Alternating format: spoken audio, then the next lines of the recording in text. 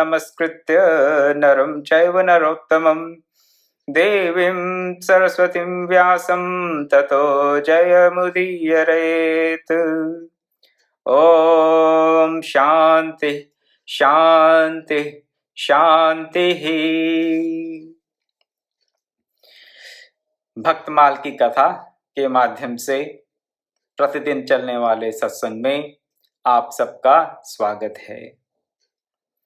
प्रभु की असीम कृपा है हम सब पर, उनका आशीर्वाद है, उनकी अपार कृपा कि हम सत्संग में रुचि लेते हैं और सत्संग में भाग लेने के लिए समय भी निकाल लेते हैं। बहुत से लोगों की रुचि रहती है, सत्संग में भाग लेना चाहते हैं पर ले नहीं पाते, किन्हीं कारणों से नहीं ले पाते। भांति भांति के जंजाल, इस जगत के, इस प्रपंच के, इस माया के इंद्रजाल में फंसकर लगता है कि बहुत से काम हैं करने वाले, अभी सत्संग के लिए समय कहाँ। और जब प्रभु कृपा करते हैं तो उन सब जंजालों से बचकर हम कुछ समय सत्संग के लिए येन केन प्रकारेण निकाल लेते हैं। इसलिए आप सबको नित्य निरंतर इस सत्संग में सम्मिलित होने के लिए सर्वप्रथम साधुवाद। हाँ, अवश्य साधुवाद के पात्र हैं आप सब, क्योंकि निरंतर प्रतिदिन आप इस सत्संग में सम्मिलित हो रहे हैं और होते रहेंगे। भगवान की कृपा बनी रहे आप पर, और इस प्रकार से आप नित्य निरंतर सत्संग का श्रवण करते रहें, आत्मचिंतन करते रहें, तो अपने आत्म कल्याण में और मानव जीवन के परम लक्ष्य को प्राप्त करने में किसी प्रकार की कोई भी हमें बाधा, किसी प्रकार का अवरोध हमें महसूस नहीं होगा। बाधाएं आएंगी, अवरोध आएंगे, लेकिन हमें महसूस नहीं होंगे। कैसे? जैसे भक्त प्रहलाद के चरित्र में हमने देखा कि उनको कई प्रकार की, किस तरह की नहीं यातनाएं दी गईं, मारने की कोशिश की गई, उन्हें किस प्रकार भांति भांति के उपायों से उनको शरीरांत करने के लिए उपाय किए गए कई प्रकार के, परंतु भक्त प्रहलाद को कोई बाधा महसूस हुई नहीं। उसी प्रकार भगवत चिंतन से, भगवान नाम के स्मरण से, भगवत चरित्र के श्रवण से और भक्तों के चरित्र के श्रवण से सब बाधाएं अवश्य में ही दूर होती हैं। महाभाग नाभादास जी ने भी खुद यही लिखा इस श्री भक्तमाल के मंगलाचरण में, यही लिखा उन्होंने कि भक्तों के चरित्र को श्रवण करने से नासे विघ्न अनेक, भांति भांति के विघ्न जो हमें लगते हैं अपने आत्मोत्थान में। कभी तो अपने में कॉन्फिडेंस नहीं लगता, कभी लगता है कि बाहर के लोग हमें कुछ करने नहीं देते, कभी लगते है कि हमारे जीवन की परिस्थिति ही ऐसी नहीं है कि हम कुछ कर पाएंगे।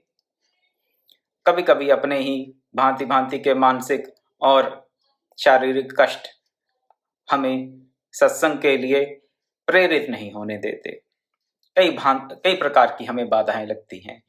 वो सारी बाधाएं का हमें सदा सर्वदा के लिए बाध हो जाता है, बाधाओं का ही बाध हो जाता है, बाधाओं का ही नाश हो जाता है। वो बाधाएं रहती ही नहीं जब भगवत कृपा प्राप्त होती है। और भगवत कृपा प्राप्त होती है भगवान के नाम रूप लीला धाम और भगवान के भक्तों के चरित्र का श्रवण करने से।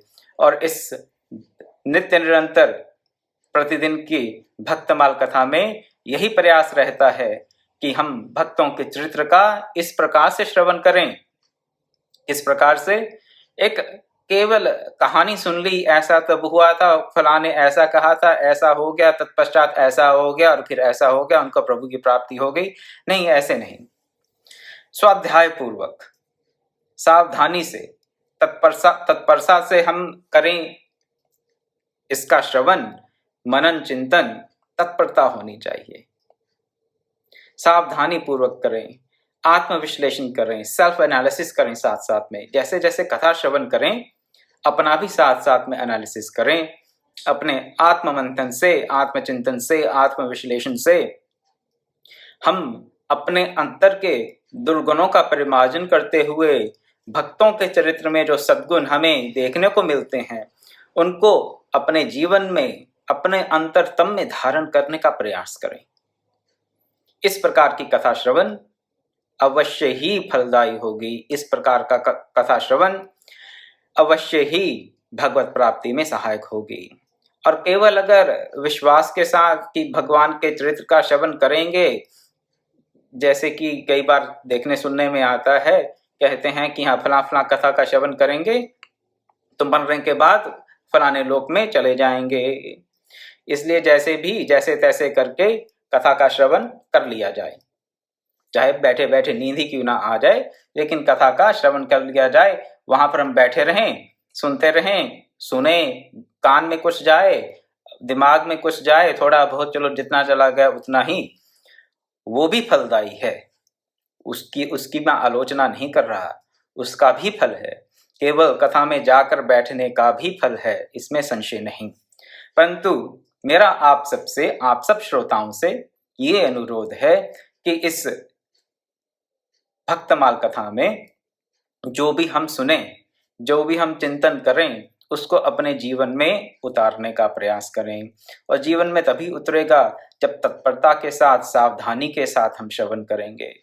तत्परता, सावधानी, आत्मचिंतन, आत्मविश्लेषण, सेल्फ एनालिसिस जिसे कहा जाता है इंग्लिश में, सेल्फ इंट्रोस्पेक्शन करेंगे तो अवश्य ही और बहुत शीघ्र गति से कल्याण के भाजन बनेंगे। ज्यादा समय नहीं लगेगा, ज्यादा समय नहीं चाहिए।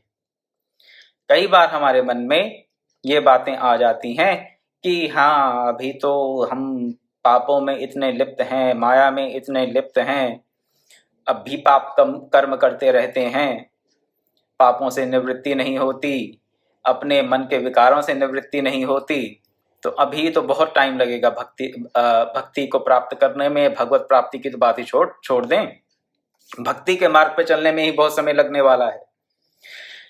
लेकिन ऐसी धारणा हमारी प्रमाद का ही कारण है, प्रमाद का कारण।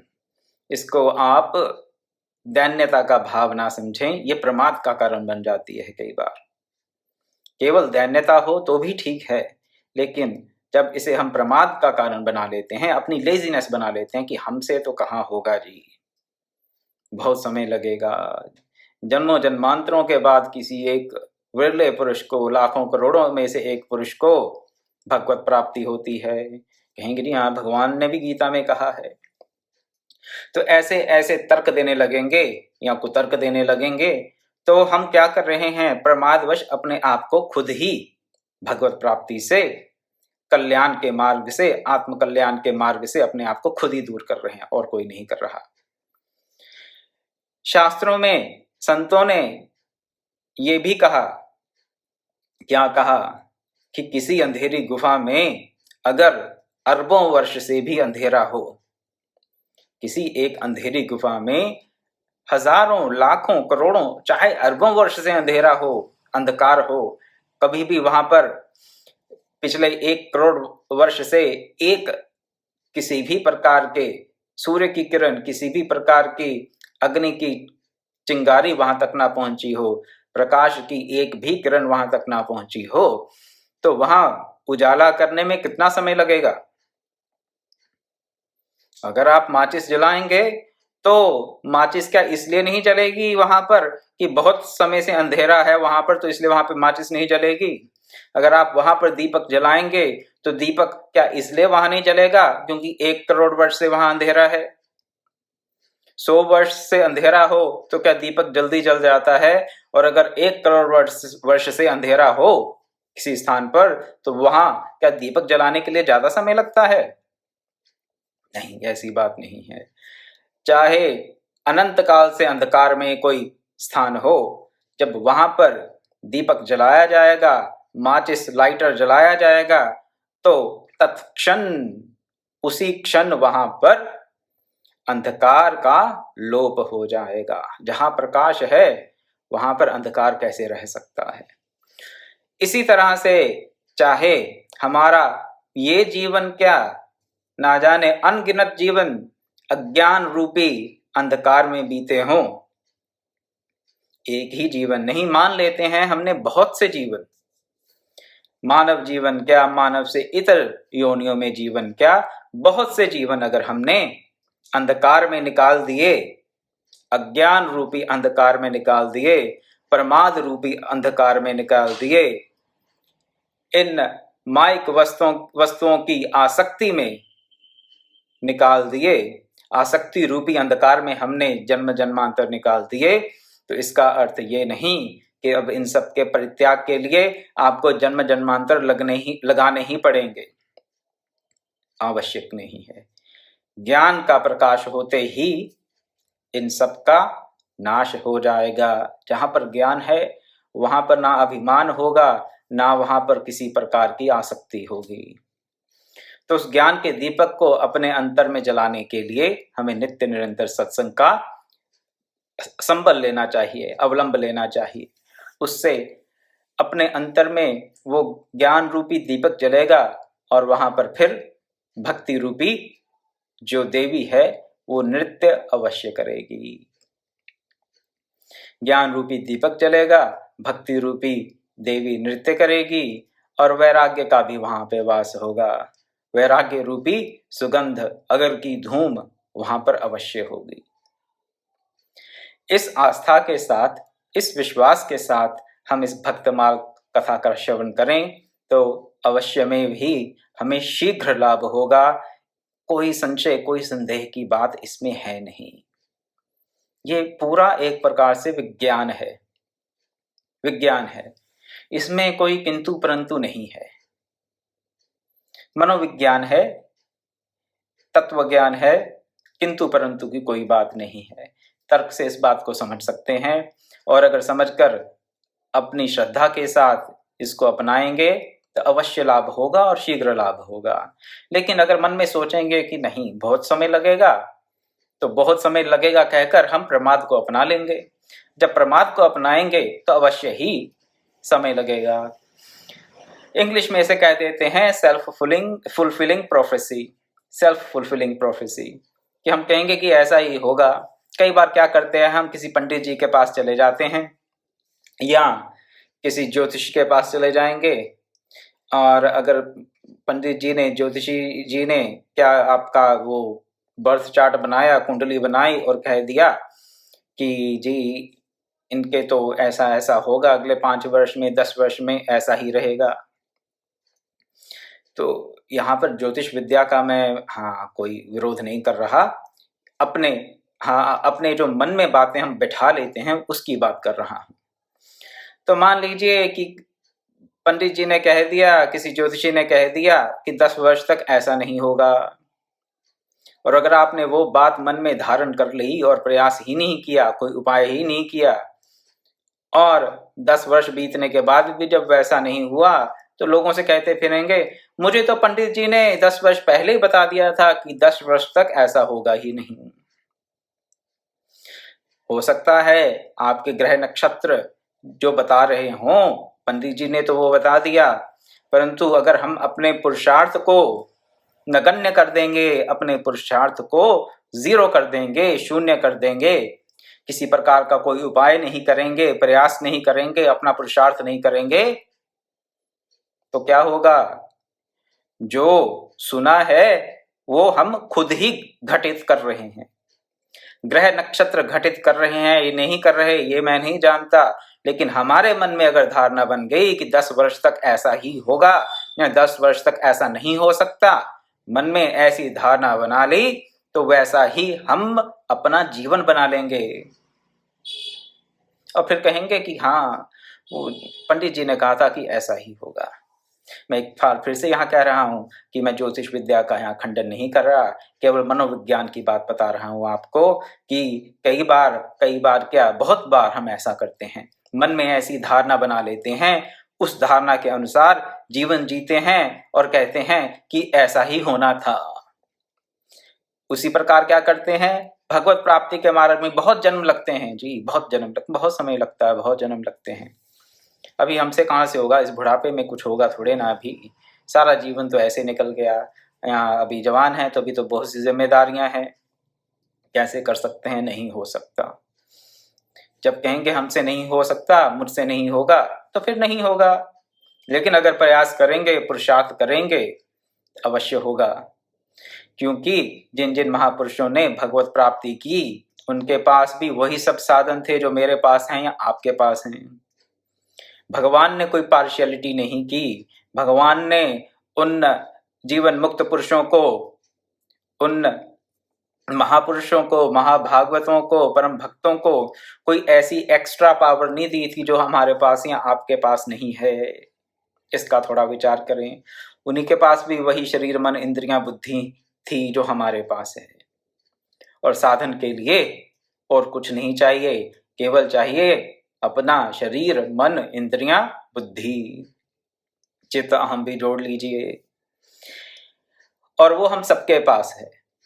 इनका अगर हम सदुपयोग करेंगे, साधन की यही सामग्री है। इसके अलावा और जो भी सामग्री की हमें आवश्यकता लगती है, वो साधन की सामग्री नहीं है। हाँ, साधन में वो कुछ वस्तुएं सहायक हो सकती हैं, इसमें कोई संशय नहीं। जैसे कि आप भजन करना चाहते हैं तो एकांतवास सहायक हो सकता है। जैसे कि आप कोई भजन गाना चाहते हैं, किसी प्रकार का संकीर्तन करना चाहते हैं, तो कोई ये ढोलक, मृदंग, हारमोनियम सहायक हो सकता है, इसमें संशय नहीं। लेकिन अगर आप कहें कि आपके पास ढोलक, मृदंग, हारमोनियम इत्यादि नहीं है, तो आप तो भगवान का नाम ले ही नहीं सकते, भगवान के यश का गान कर नहीं सकते, तो वो बात नहीं है। भगवान के यशोगान के लिए, भगवान नाम के कीर्तन के लिए तो केवल अपनी मन, इंद्रियां, बुद्धि ही चाहिए, और कुछ नहीं। बाकी सब सहायक हो सकते हैं, लेकिन उनके बिना भी भगवत प्राप्ति संभव है। तो हम सबको वो साधन प्राप्त हैं जो भगवत प्राप्त पुरुषों को प्राप्त थे, जो परम भक्तों को प्राप्त साधन थे, वो सब साधन हमारे पास भी हैं।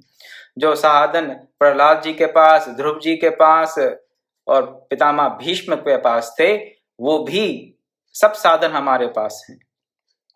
आवश्यकता है तो केवल और केवल उनका सदुपयोग करने की, और सदुपयोग तब तक नहीं करेंगे जब हम तत्परता के साथ, सावधानी के साथ सत्संग का श्रवण ना करें, जब तक हम अपना आत्मचिंतन इस प्रकार से ना बना लें कि अपने दुर्गुणों को प्रत्यक्ष देख सकें, उनका उन्मूलन कर सकें, और अपने अंदर भगवत प्राप्त संतों के, भगवान के परम भक्तों के चरित्रों में जो सद्गुण मिलते हैं देखने को, सुनने को, उनको अपने जीवन में धारण ना करें। तो बहुत कुछ कह दिया आज कथा श्रवण के उपलक्ष्य में, परंतु अब 1 मिनट का ध्यान और फिर शेष समय में कुछ देखेंगे कि पितामह भीष्म किस प्रकार से भगवान कृष्ण को अग्र पूजा का अधिकारी बताते हैं। कल हमने इस बात पर थोड़ी चर्चा की थी कि क्यों पितामह भीष्म कहते हैं हम जानते हैं कि, कैसे जानते हैं कि कृष्ण भगवान हैं। ये नहीं कहा कि उन्होंने हम मानते हैं, हमने मान लिया कि कृष्ण भगवान है, नहीं, हम जानते हैं कि कृष्ण भगवान हैं, परात्पर ब्रह्म हैं, सबकी उत्पत्ति का कारण हैं, और जब सबका नाश हो जाता है, प्रलय होती है, तो सब इन्हीं में अंतर्धान हो जाते हैं। कैसे जानते हैं, इस पे थोड़ी चर्चा करेंगे, और ये भी देखेंगे कि भगवान ने वही गुण अपने में भगवत गीता में कैसे बताए। लेकिन उससे पहले 1 मिनट का ध्यान करेंगे और उसके पश्चात आगे की कथा का श्रवण करेंगे। तो 1 मिनट के लिए आंखें बंद रखें और अपने मन को अपने श्वासों के साथ जोड़ने का प्रयास करें। श्वासों के साथ जोड़ने का प्रयास का अर्थ ये है कि अपना जो फोकस है माइंड का, मन का जो ध्यान है, वो केवल और केवल अपनी सांसों पर रहें, कहीं और इधर उधर ना जाए। 1 मिनट के लिए आंखें बंद रखते हुए ये हम अभ्यास करेंगे।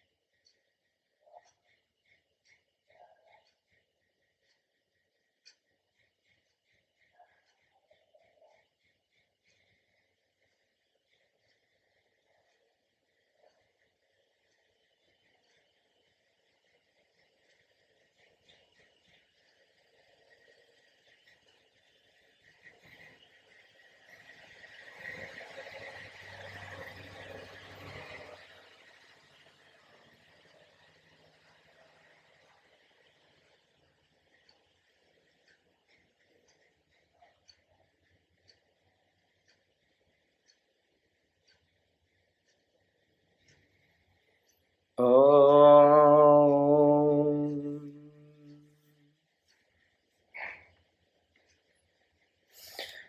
भीष्म पितामह कहते हैं कि हम जानते हैं कि कृष्ण भगवान हैं, कृष्ण भगवान हैं, हम जानते हैं। और कल थोड़ा सा विचार किया था, लेकिन इस विचार को थोड़ा आगे और बढ़ाएंगे आज, कि भीष्म पितामह कैसे जानते हैं, किसने भगवान कृष्ण को सर्टिफिकेट दे दिया भगवान होने का, कौन सी सर्टिफिकेशन चाहिए होती है कि ये व्यक्ति भगवता अवतार है और ये व्यक्ति नहीं। और भीष्म पितामह को कैसे पता चल गया? किसी ने उनको फोन करके बताया या उन्होंने कोई उनका रिकॉर्ड चेक किया, ऑनलाइन सर्च करके पता चल गया कि हाँ ये तो हाँ भगवत अवतार हैं और बाकी व्यक्ति नहीं? कोई रिकॉर्ड नहीं होता इस चीज का, भौतिक दृष्टि से कोई फिजिकल रिकॉर्ड नहीं है कि ये भगवान और ये नहीं है। आज भी भगवान कृष्ण की बात छोड़ दीजिए, आज भी अगर हमें भगवान दर्शन देने आ जाएं तो हम यही सोचेंगे भगवान, ये कैसे भगवान है भाई, ये ऐसा है ये वैसा है। अपनी कुतर्कों से 1000 प्रकार के दोष देखने आरंभ कर देंगे और कहेंगे कि ये भगवान ऐसे नहीं हो सकते, ये भगवान है नहीं। अगर भगवान है ये तो ये फिर ऐसा क्यों वैसा क्यों। और महाराज युधिष्ठिर के राजसूय यज्ञ में भी राजाओं ने वैसे ही कुतर्क किए। भीष्म पितामह को कोई संशय, कोई डाउट, कोई संदेह नहीं है कि कृष्ण भगवान हैं। तो भीष्म पितामह को कैसे पता चल गया?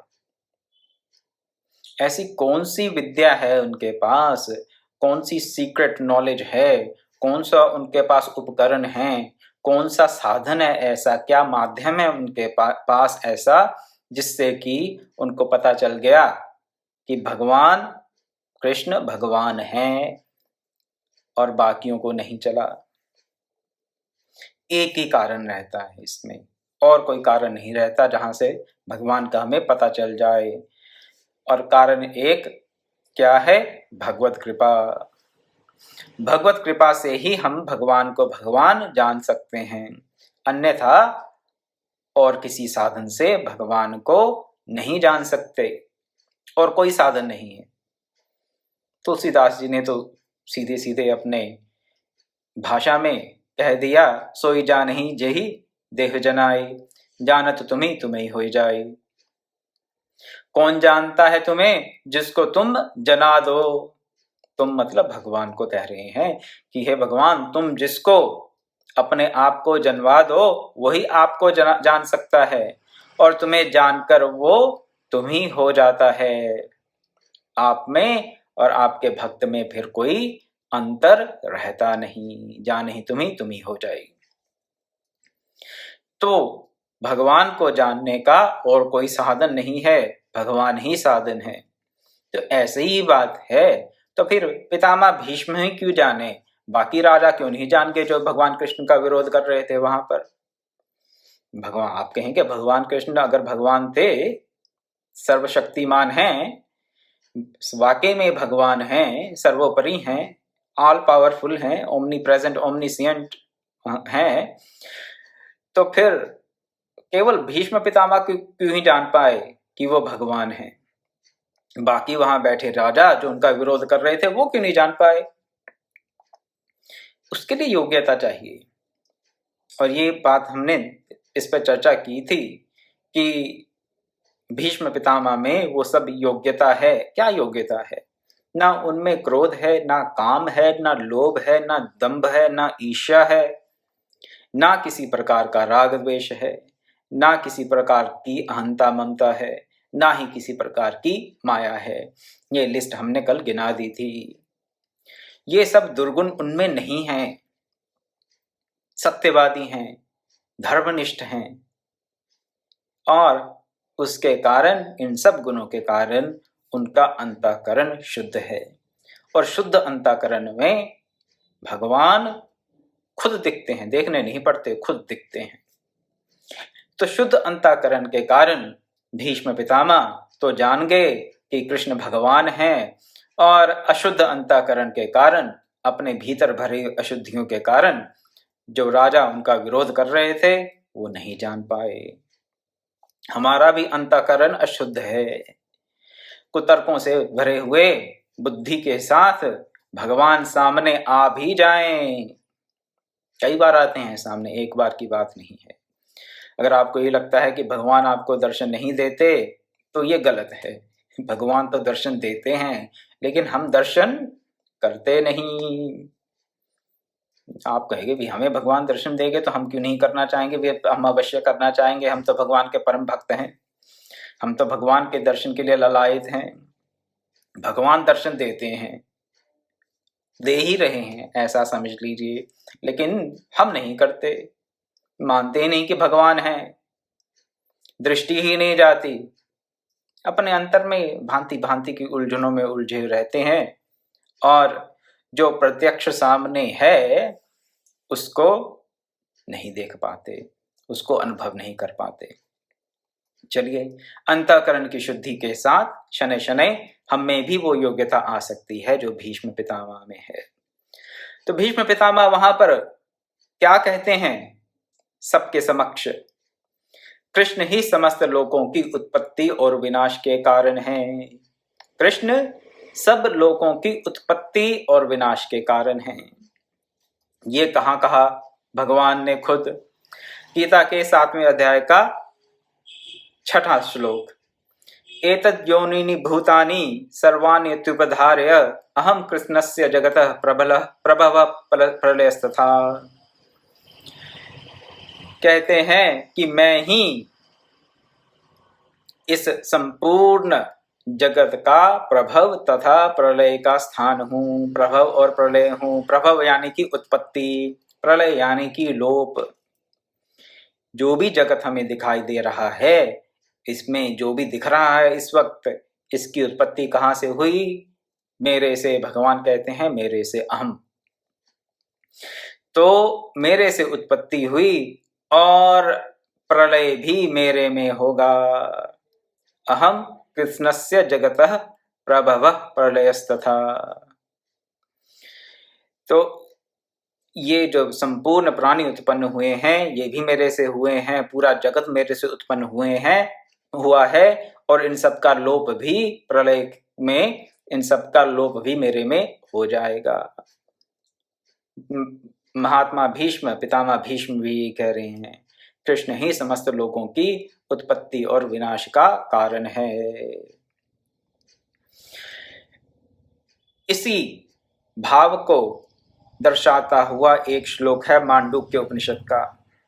मांडुक्य उपनिषद का 6वां श्लोक है, एषा सर्वेश्वरः एषा सर्वज्ञ एषा अन्त्योर्मा एष योनिः सर्वस्य प्रभावपयौ हि भूतानाम। अर्थात ये सर्वेश्वर है, ये सर्वज्ञ है। कौन? एषा, इंगित कर रहे हैं कि जिसकी हम बात कर रहे हैं वो सबका ईश्वर है, सब जानने वाला है, अंतरात्मा है। एषो अंतर्यात्मा, तो ये सबका अंतरात्मा है, अंतर्यामी है, और समस्त विश्व की योनि अर्थात जन्म देने वाला है, और ये समस्त प्राणियों की उत्पत्ति और उनका प्रलय भी है। उपनिषद भी वही बात कह रहे हैं, वेद भी वही बात कह रहे हैं, भगवत गीता भी वही बात कह रही है, और पितामह भीष्म भी वही बात कह रहे हैं कि ये भगवान कृष्ण सबके, समस्त लोगों के, सब प्राणियों के, सब लोगों के, समस्त दृश्य अदृश्य जगत के उत्पत्ति और प्रलय के स्थान हैं, उत्पत्ति और प्रलय के कारण हैं।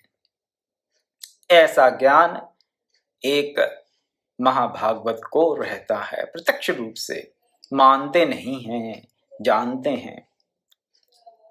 कह रहे हैं हम जानते हैं कि श्री कृष्ण सब प्राणियों की उत्पत्ति और प्रलय का कारण है। क्या हम जानते हैं? नहीं। मानते हैं, कभी कभी मान लेते हैं, कभी कभी सोचते तो ये हैं कि हम हमेशा मानते हैं, सदा सर्वदा मानते हैं कि हाँ, कह देते हैं यहाँ पर पंजाब में तो हाँ, उसकी मर्जी के बगैर तक पत्ता नहीं हिलता, ये बहुत बार आ जाता है सुनने के लिए। और लेकिन जब अपनी दिनचर्या में होते हैं तो यही सोचते हैं कि इस पूरे जगत में एक पत्ता मेरी मर्जी के बगैर नहीं हिलता, और अगर हिल गया तो हमें क्रोध आ जाता है। कथनी और करनी में हमारे बहुत अंतर है, ये केवल एक उदाहरण दे रहा हूं। कहते क्या है कि उसकी मर्जी के बगैर तो एक पत्ता नहीं हिलता, और जब हमारी मर्जी के बगैर एक पत्ता हिल जाता है तो हमें क्रोध आ जाता है कि उसने ये पत्ता क्यों हिला दिया, क्रोध आ जाएगा। अगर ऐसी धारणा हो कि उसकी मर्जी से ही सब पत्ते हिल रहे हैं, उसकी मर्जी से ही सब क्रियाकलाप हो रहे हैं, तो फिर कुछ देखकर क्रोध क्यों आएगा? क्रोध तो तब आता है हमें जब हमें लगता है कि हमारे मन के अनुरूप कुछ नहीं हो रहा, हमें लगता है कि हमारे प्रतिकूल, हमारे भाव के प्रतिकूल कोई क्रिया हो रही है, तो उसे देखकर क्रोध आता है। और अगर सही में हमारी भगवत चरणों में निष्ठा है, और अगर सही में हमारे अंतर अनन्यता है, अनन्य भाव है, अनन्य भक्ति का आश्रय अगर हम लिए हुए हैं, तो फिर जब अपने प्रतिकूल कुछ होता हुआ जान पड़े, अनन्य भाव के भक्त के लिए तो कुछ भी अनुकूल प्रतिकूल नहीं होता, लेकिन फिर भी कहने के लिए, समझाने के लिए इतनी बात कह रहा हूं कि अगर हमें लगे कि हमारे भाव के प्रतिकूल कुछ हो रहा है तो उसके कारण हमें क्रोध आ रहा है, तो उसका यही अर्थ है कि हम अभी तक ये बात मानते नहीं हैं और जानते भी नहीं हैं कि जो कुछ भी हो रहा है वो भगवत कृपा से ही हो रहा है। जो भी हो रहा है, अगर उसमें हमें भगवत कृपा नहीं दिखाई दे रही, तो फिर हमने उस परमात्मा की पूर्ण रूप से शरणागति स्वीकार नहीं की। तो अपने जो हमारा रोजमर्रा का डे इन डे आउट का जो बिहेवियर है हमारा, डे इन डे आउट का जो आचरण है, प्रतिदिन का जो आचरण है, हम उसका थोड़ा विश्लेषण करें।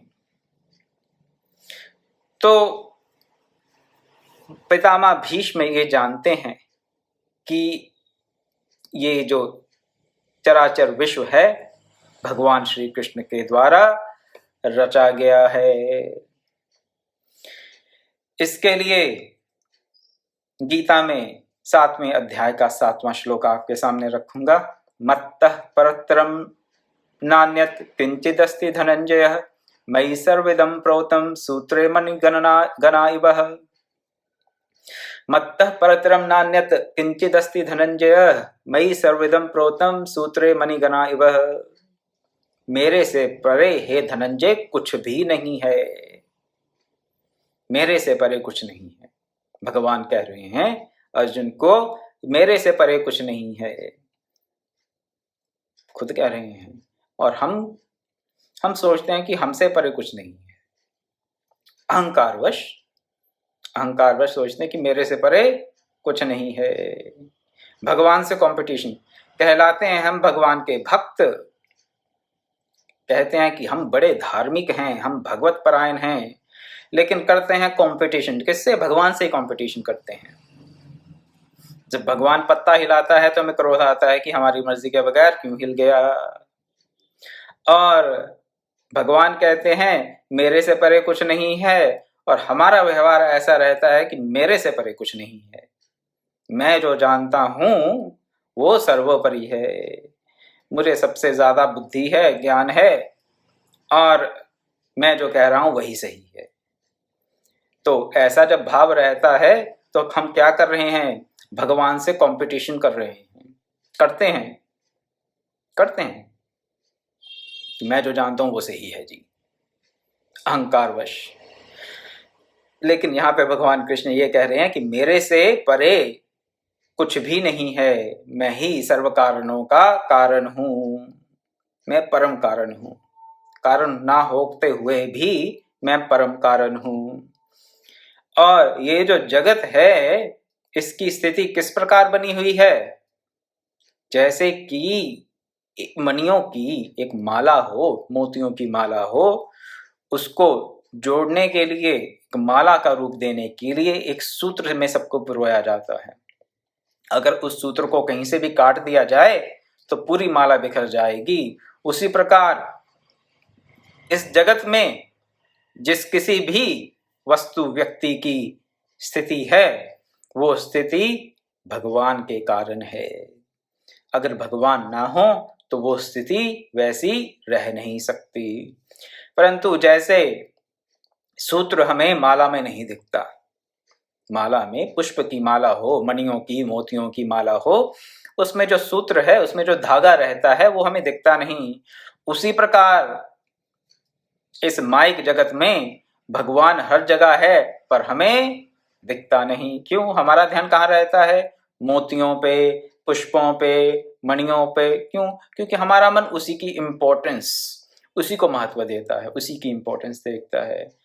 इसलिए भगवान सामने होते हुए भी दिखते नहीं। कैसे? जैसे एक पुष्प के हार में जो धागा है, जो सूत्र है, वो होता तो है वहां पर, लेकिन हमें दिखता नहीं।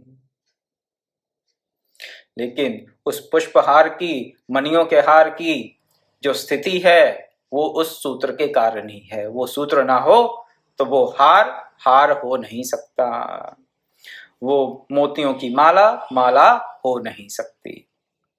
बता रहे हैं भगवान वो किस प्रकार से पूरे जगत को धारण किए हुए हैं, ये उदाहरण देकर।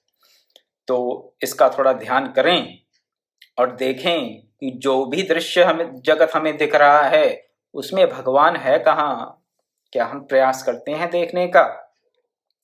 थोड़ा चिंतन करें, मनन करें भगवान को सर्वत्र, इस दृश्य जगत के हर वस्तु के बीच उसको देखने का प्रयास करें। केवल प्राणियों की बात नहीं कर रहा हूं, जड़ चेतन जग जीवजत सकल राम में जान।